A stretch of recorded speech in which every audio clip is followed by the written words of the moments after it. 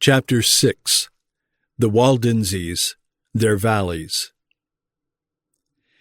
When Claude died, it can hardly be said that his mantle was taken up by anyone.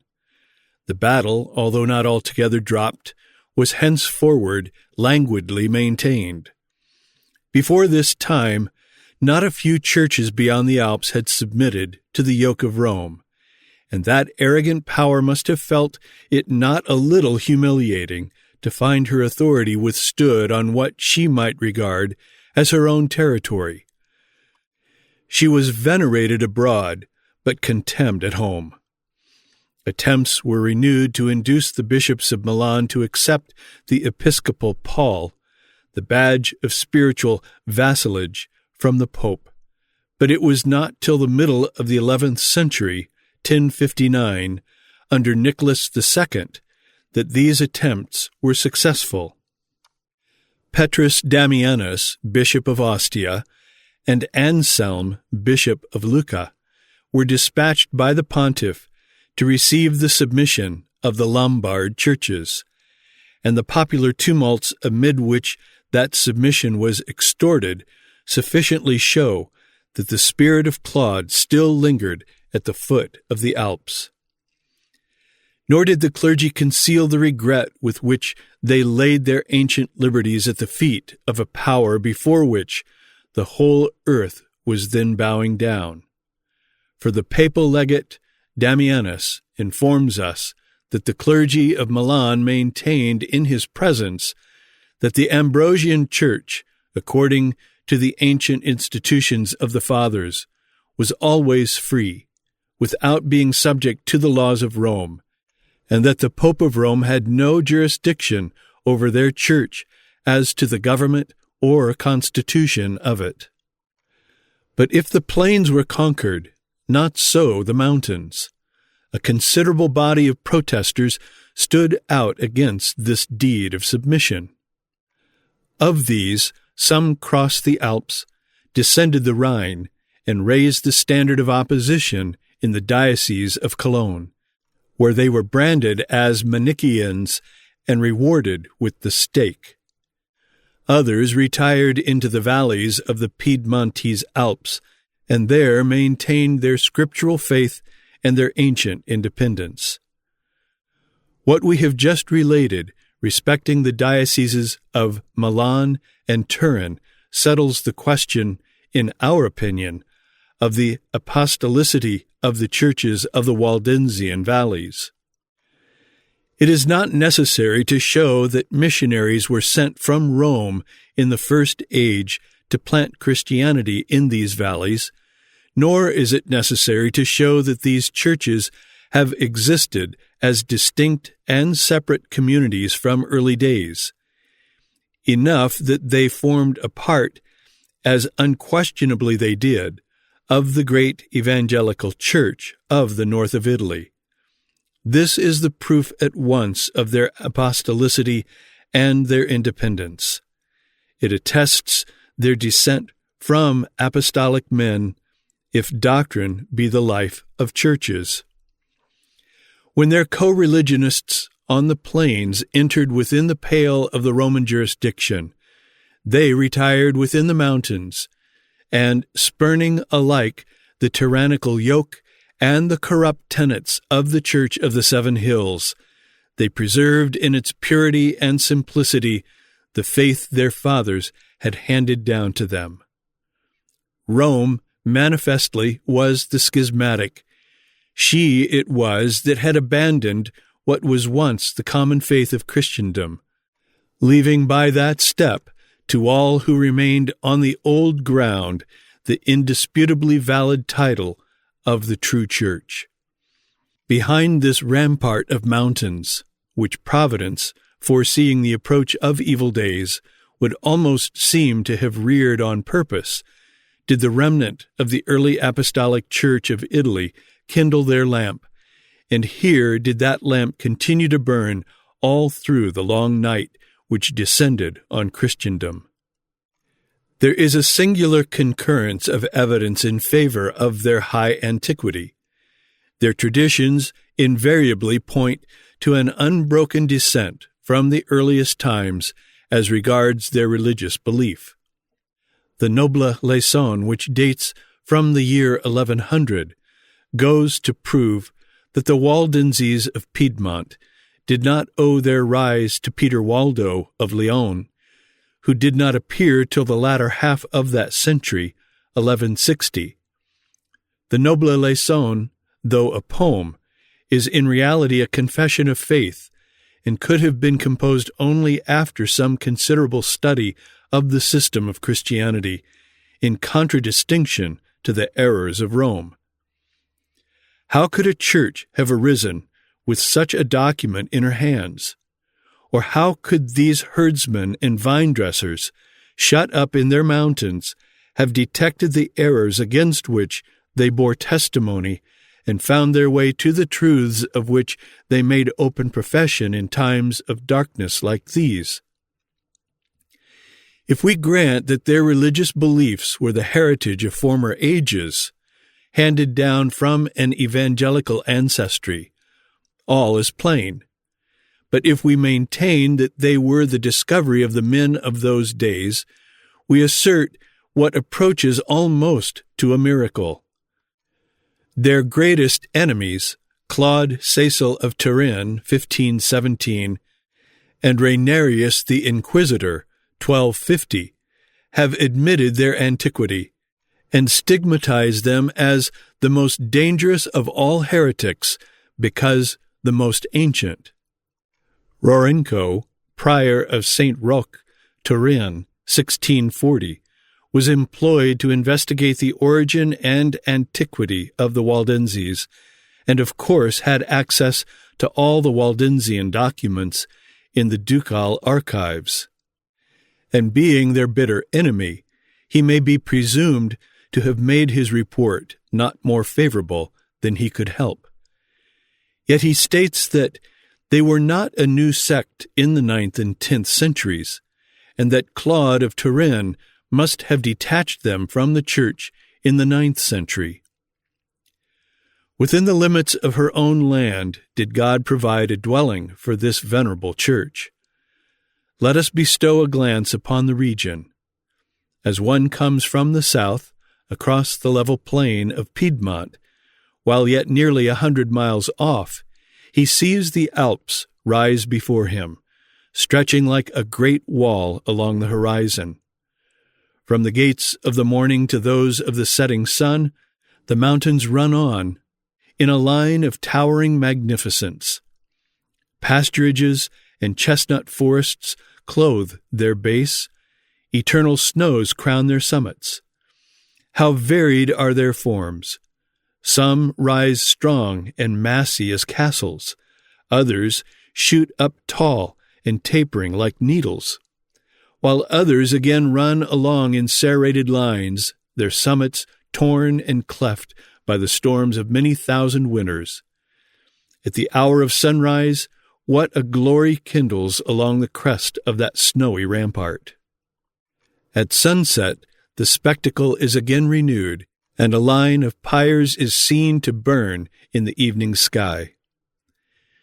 Drawing nearer the hills, on a line about 30 miles west of Turin, there opens before one what seems a great mountain portal. This is the entrance to the Waldensian territory. A low hill drawn along in front serves as a defense against all who may come with hostile intent, as but too frequently happened in times gone by, while a stupendous monolith, the Castelluzzo, shoots up to the clouds and stands sentinel at the gate of this renowned region. As one approaches La Torre, the Castelluzzo rises higher and higher, and irresistibly fixes the eye by the perfect beauty of its pillar-like form. But to this mountain a higher interest belongs than any that mere symmetry can give it. It is indissolubly linked with martyr memories, and borrows a halo from the achievements of the past. How often, in days of old, was the confessor hurled sheer down its awful steep and dashed on the rocks at its foot. And there, commingled in one ghastly heap, growing ever the bigger and ghastlier as another and yet another victim was added to it, lay the mangled bodies of pastor and peasant, of mother and child. It was the tragedies connected with this mountain mainly that called forth Milton's well-known sonnet.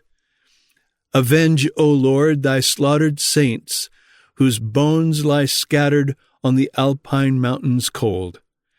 In thy book record their groans, who were thy sheep, and in their ancient fold slain by the bloody Piedmontese, that rolled mother with infant down the rocks, their moans the vales redoubled to the hills, and they to heaven. The elegant temple of the Waldenses rises near the foot of the Castelluzzo. The Waldensian valleys are 7 in number. They were more in ancient times, but the limits of the Vaudois territory have undergone repeated curtailment, and now only the number we have stated remain, lying between Pinerolo on the east and Monteviso on the west. That pyramidal hill which forms so prominent an object from every part of the plain of Piedmont, towering as it does above the surrounding mountains, and, like a horn of silver, cutting the ebon of the firmament. The first 3 valleys run out somewhat like the spokes of a wheel, the spot on which we stand, the gateway, namely, being the nave. The first is Luzerna, or Valley of Light. It runs right out in a grand gorge of some 12 miles in length by about 2 in width. It wears a carpeting of meadows, which the waters of the Pellice keep ever fresh and bright. A profusion of vines, acacias, and mulberry trees fleck it with their shadows, and a wall of lofty mountains encloses it on either hand. The second is Rora, or Valley of Dews. It is a vast cup, some 50 miles in circumference, its sides luxuriantly clothed with meadow and cornfield, with fruit and forest trees, and its rim formed of craggy and spiky mountains, many of them snow-clad. The third is Angronia, or Valley of Groans. Of it we shall speak more particularly afterwards. Beyond the extremity of the first 3 valleys are the remaining 4, forming, as it were, the rim of the wheel.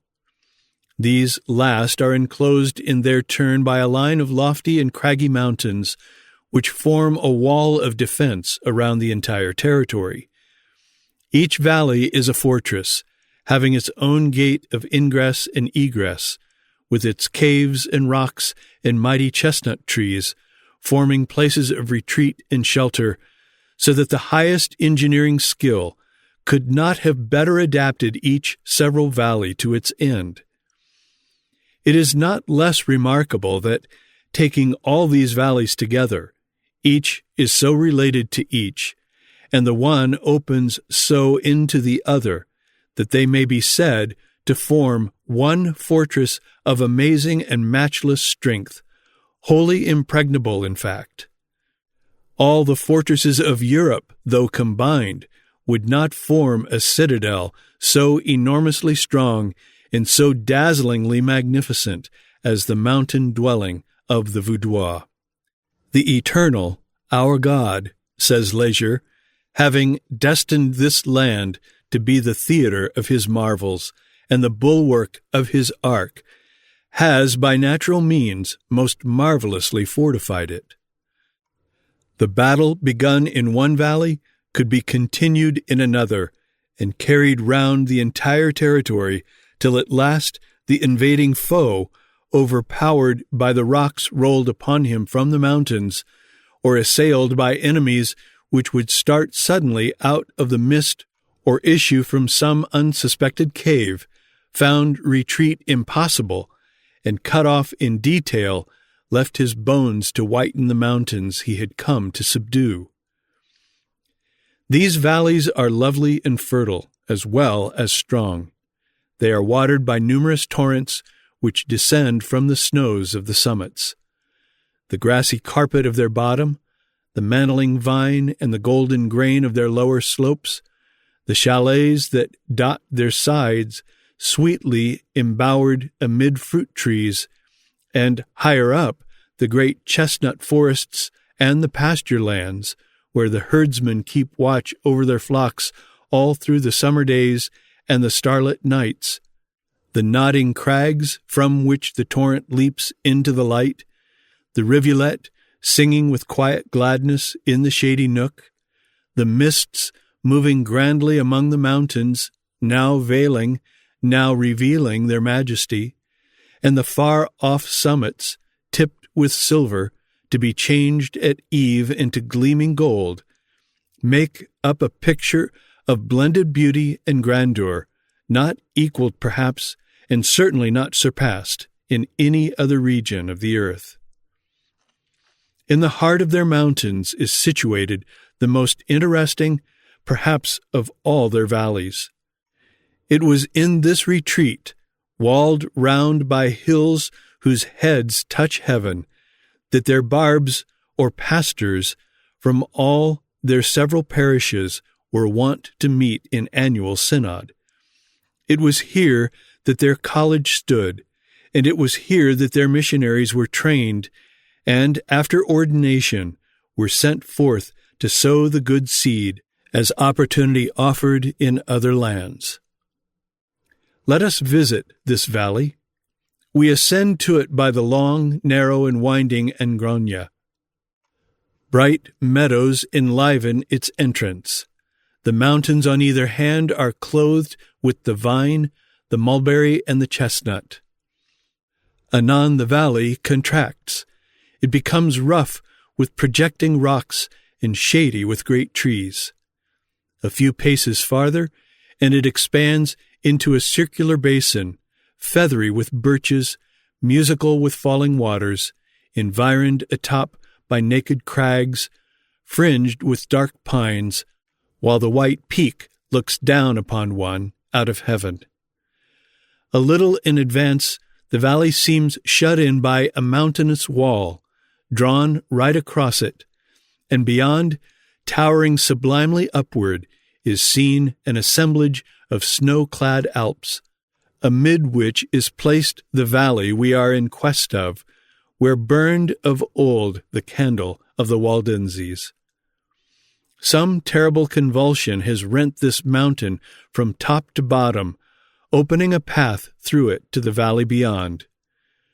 We enter the dark chasm and proceed along on a narrow ledge in the mountain's side, hung halfway between the torrent, which is heard thundering in the abyss below, and the summits which lean over us above.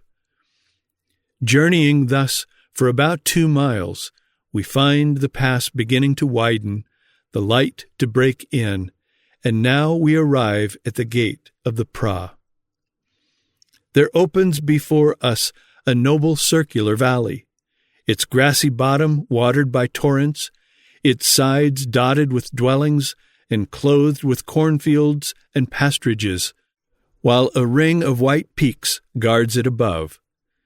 This was the inner sanctuary of the Waldensian temple. The rest of Italy had turned aside to idols. The Waldensian territory alone had been reserved for the worship of the true God. And was it not meet that on its native soil a remnant of the Apostolic Church of Italy should be maintained, that Rome and all Christendom might have before their eyes a perpetual monument of what they themselves had once been, and a living witness to testify how far they had departed from their first faith?